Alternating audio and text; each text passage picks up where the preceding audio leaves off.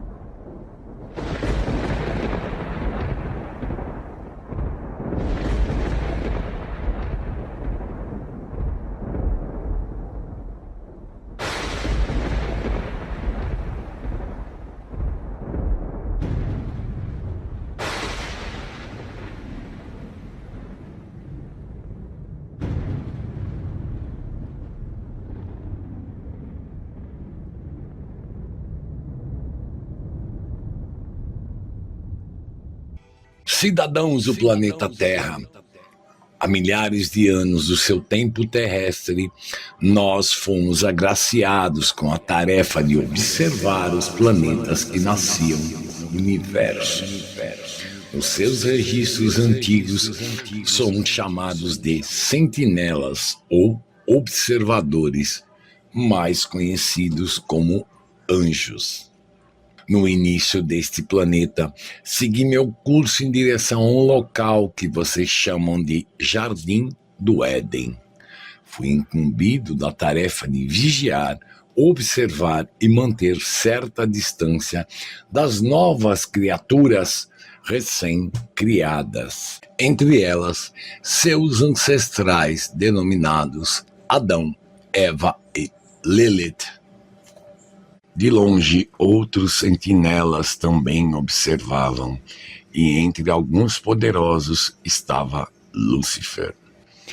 Tudo ia bem quando o Criador ordenou que nos submetêssemos aos dois seres, Adão e Eva, num sentido de respeito pela obra. Sentinelas não questionam, não obedecem, somente realizam aquilo para o que foram criados. Mas Lúcifer, um dos grandes anjos da região ancestral cósmica, não aceitou. Se divorciou do Criador e fez uma rebelião, arrastando com ele vários outros sentinelas poderosos. Lúcifer chegou ao vosso planeta e seduziu Eva, e seduziu Adão a terem poderes como o Criador. Então eles comeram da árvore proibida do conhecimento. Como consequência, foram expulsos do jardim para uma região da Terra chamada Nod. Ninguém ousou questionar. A morte, fora do Éden, era uma realidade que não existia no jardim, mas na terra de Nod era a lei. E ambos estavam condenados a morrer, e toda a sua descendência. Mesmo expulsos, procriaram, e sua descendência deu à luz a um povo corrompido. Novamente, os sentinelas desceram ao planeta e, na forma humana, acasalaram com as fêmeas de sua espécie. Com isso, geraram o que vocês chamam de gigantes, os Néfilins. Estes eram homens de grande poder e força física e se tornaram reis na Terra. Com isso, a podridão, corrupção, ganância e doenças se alastraram rapidamente. O Criador, vendo que só havia um homem justo, Noé, pediu que construísse um navio, pois iria inundar o planeta. E assim foi. De forma que toda a criação desapareceu da face da terra, exceto Noé, sua esposa e filhos, e os animais que haviam sido separados, machos e fêmeas. Eu estava presente, observando, e todas as ações tomadas pelo Criador foram justas e sábias. No novo alvorecer, Noé desceu de sua embarcação e criou sua nova leva de descendentes humanos, assim como dos animais. Lúcifer continuou com seus anjos na terra, e o Criador assim o permitiu, para que fossem testados os novos homens e suas famílias. Mas, novamente, o sangue começou a ser derramado por cobiça, inveja, volúpia e ganância. Houveram milhares de civilizações, e o Criador resolveu se afastar e deixar aos homens a recompensa pelos seus atos, com um livre arbítrio. Deixou as sentinelas também, mas a morte era a recompensa pela humanidade ter transgredido as leis. E se passaram séculos, milênios de crimes, desordens e assassinatos, e a humanidade continuou seu rastro de crimes. Num certo momento, um dos sentinelas, chamado Micael, na língua antiga, resolveu descer na forma humana para ajudar os humanos a reencontrarem um caminho para o Éden. Certos humanos que tinham uma sensibilidade, chamados de profetas, souberam que um sentinela iria nascer.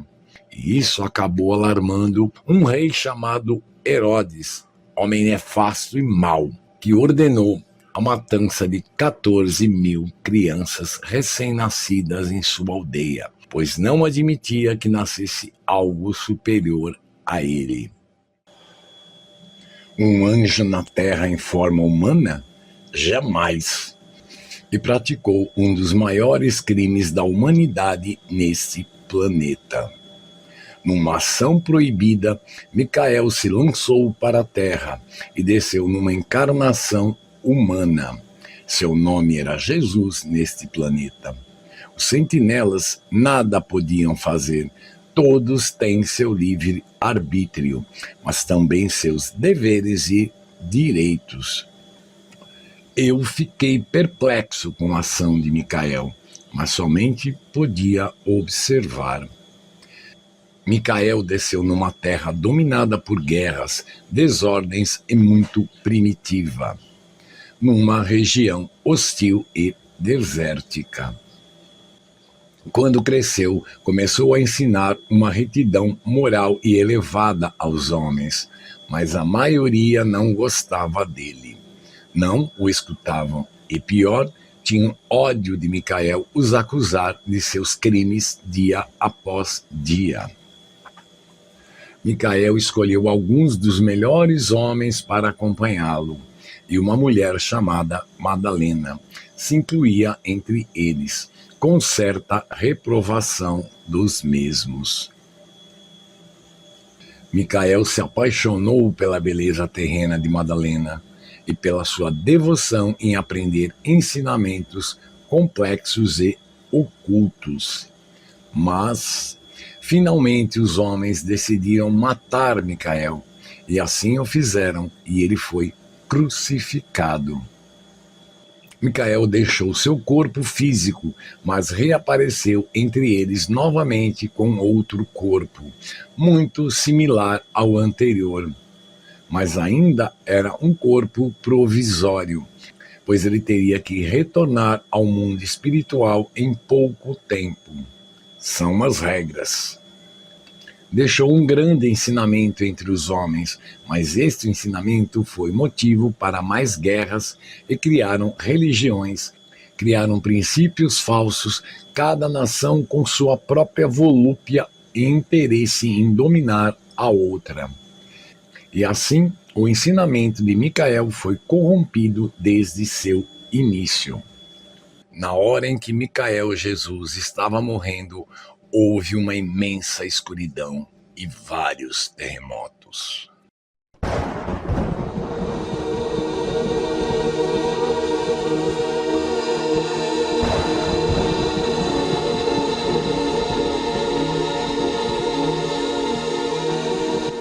Vede que ninguém vos engane.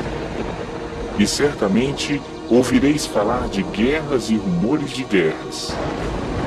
Vede, não vos assusteis, porque é necessário assim acontecer, mas ainda não é o fim. Porquanto se levantará nação contra nação, reino contra reino, e haverá fomes e terremotos em vários lugares. Porém, tudo isso é o princípio das dores. Então sereis atribulados e vos matarão. Muitos hão de se escandalizar, trair e odiar uns aos outros. Levantar-se-ão muitos falsos profetas e enganarão a muitos. E por se multiplicar a iniquidade, o amor se esfriará de quase todos.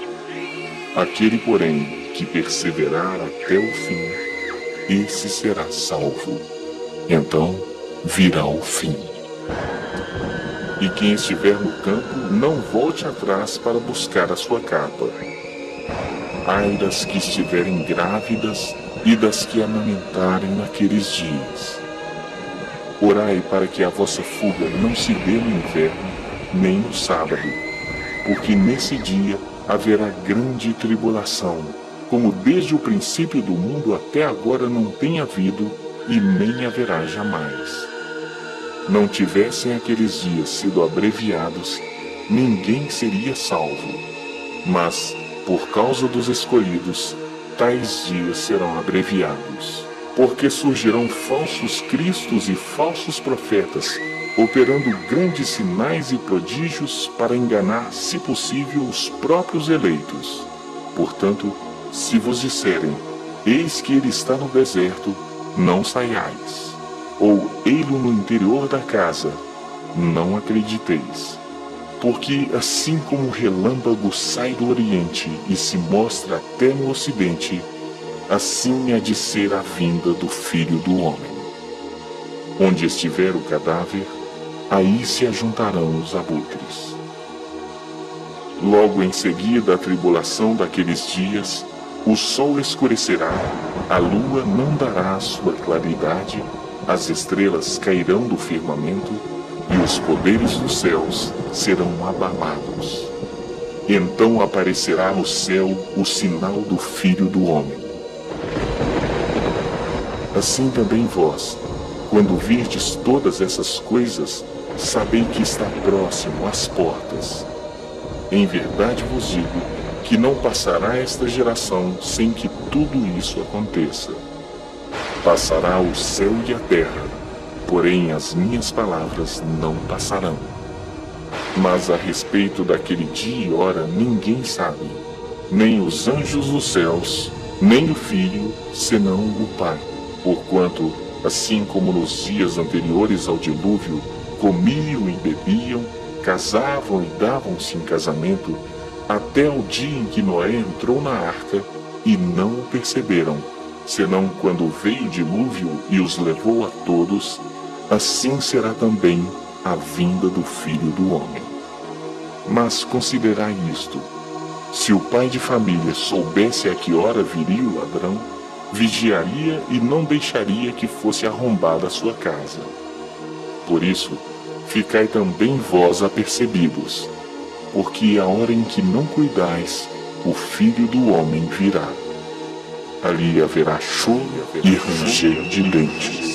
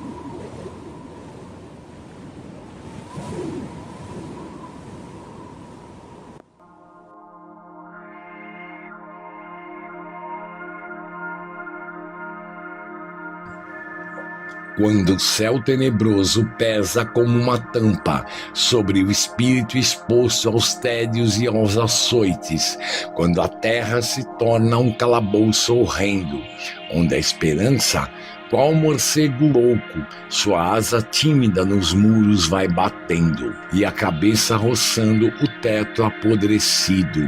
Quando a chuva a escorrer nas portas escorregadias imita as grades de uma lúgubre cadeia, a multidão das aranhas sombrias cria no cérebro uma espessa teia.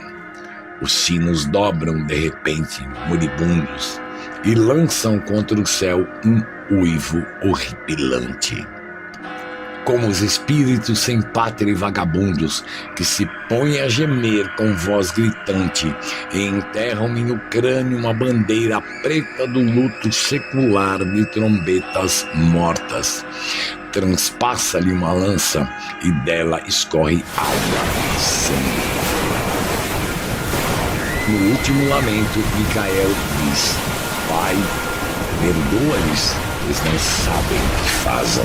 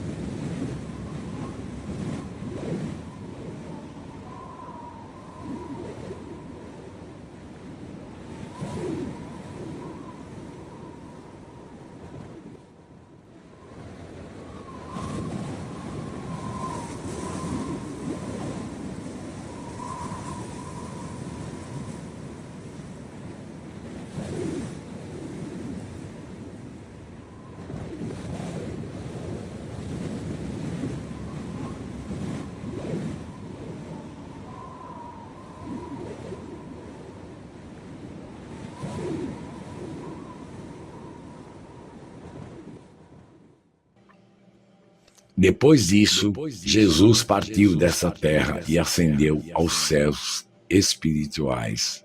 A terra, como consequência, ficou mais mórbida e devassa que nunca. As guerras e crimes piores. Estamos agora no século 21 do ano Domini, do Criador, de 2024. E eu ainda estou aqui observando. É chegada a hora de eu abrir o último selo.